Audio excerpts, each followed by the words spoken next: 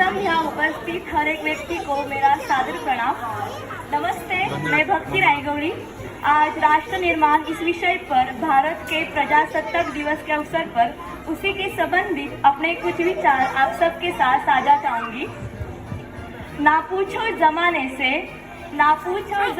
से क्या हमारी कहानी है, हमारी पहचान तो बस इतनी है कि हम हिंदुस्तानी हैं। दोस्तों, आज़ादी का महत्व उसे पता है जिसने कभी गुलामगिरी की हो, और हम सौभाग्यशाली है कि हमने स्वतंत्र भारत में जन्म लिया है और इसे प्रजासत्ताक के नाम से नवाजा है। तुम्हें पता है, स्वतंत्र मिलने के पूर्व हमारे क्रांतिकारकों ने, हमारे पूर्वजों ने अपने प्राणों की आहुति देकर यह आज़ादी, घूमने फिरने का स्वतंत्र हासिल किया है।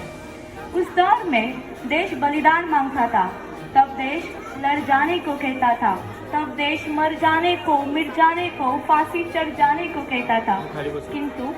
किंतु आज देश लड़ जाने को नहीं कहता। आज देश मर जाने को, मिट जाने को, फांसी चढ़ जाने को नहीं कहता, बल्कि मेरे विचारों में यदि कोई व्यक्ति अपना काम पूरी ईमानदारी, पूरी मेहनत और पूरी लगन से करे ना, तो वही सबसे बड़ा देशभक्त है।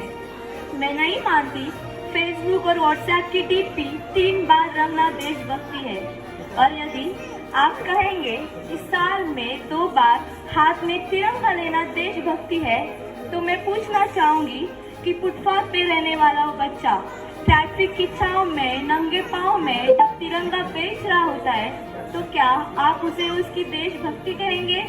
या उसकी देशभक्ति नहीं, बल्कि उसके पेट के भूख की शक्ति है जो उसे ऐसा करने को मजबूर करती है। अपने परिवार, अपने समाज, अपने देश के लिए समर्पण का भाव है देशभक्ति, और हर देशद्रोही के मन में आने वाला तूफान है हमारी सच्ची देशभक्ति, ताकि हर देशद्रोही ये समझ सके, अगर तू परिंदा है तो यह आसमान तेरा है, अगर तू परिंदा है तो यह आसमान तेरा है, अगर तू दरिंदा है तो यह शमशान तेरा है, और यह शमशान तेरा है। लेकिन एक देशद्रोही से ज्यादा देशभक्ति तब बद होती है जब एक बेटा अपने बूढ़े माँ बाप को वृद्धाश्रम की चौखट पे छोड़ आता है।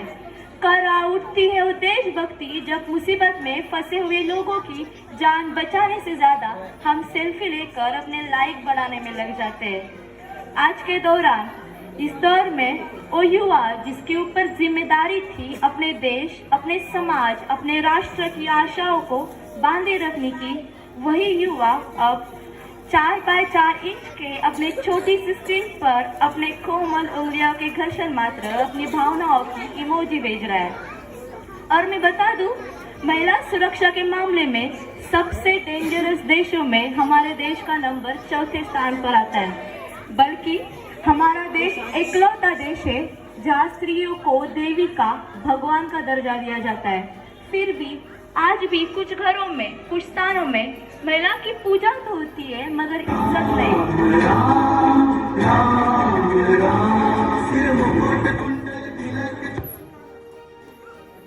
इसके साथ ही आवाज येतोय?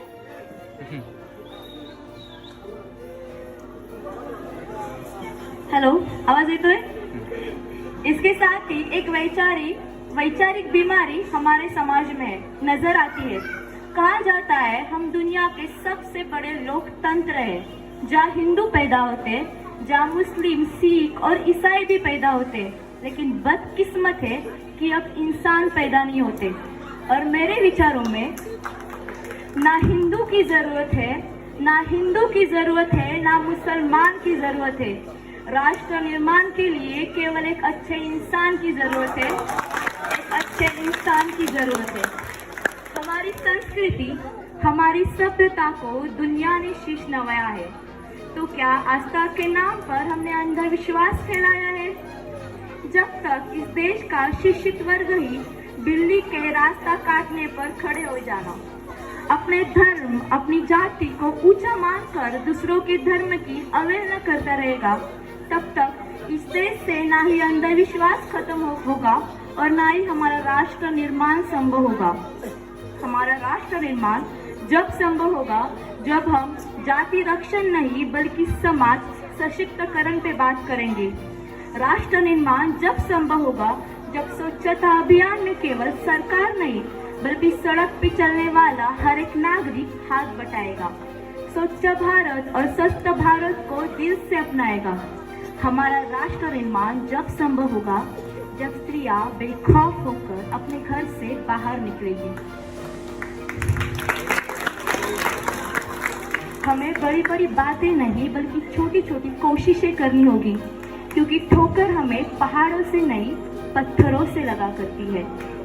और आज इस मंच पर पूरी जिम्मेदारी के साथ मैं भारत की बेटी यह कहती हूँ, हमारा राष्ट्र निर्माण तब संभव होगा जब हम सभी, मैं, आप, हम सब मिलकर प्रयास करेंगे, क्योंकि यह हमारी देश की जिम्मेदारी नहीं हमें आगे ले जाने की, बल्कि यह हमारी जिम्मेदारी है अपने देश को आगे ले जाने की, अपने राष्ट्र को आगे ले जाने की, अपने वतन को आगे ले जाने की। तो अंत में मैं यही कहना चाहूँगी, न सरकार मेरी है, न सरकार मेरी है, न रब मेरा है, न सरकार मेरी है, न रब मेरा है, और न ही यह बड़ा सा नाम मेरा है। बस इतनी सी बात का गुरूर है मुझे, बस इतनी सी बात का गुरूर है मुझे, मैं भारत की हूँ, यह भारत मेरा है और यह भारत मेरा है। जय हिंद, वंदे मातरम, जय महाराष्ट्र। वाह।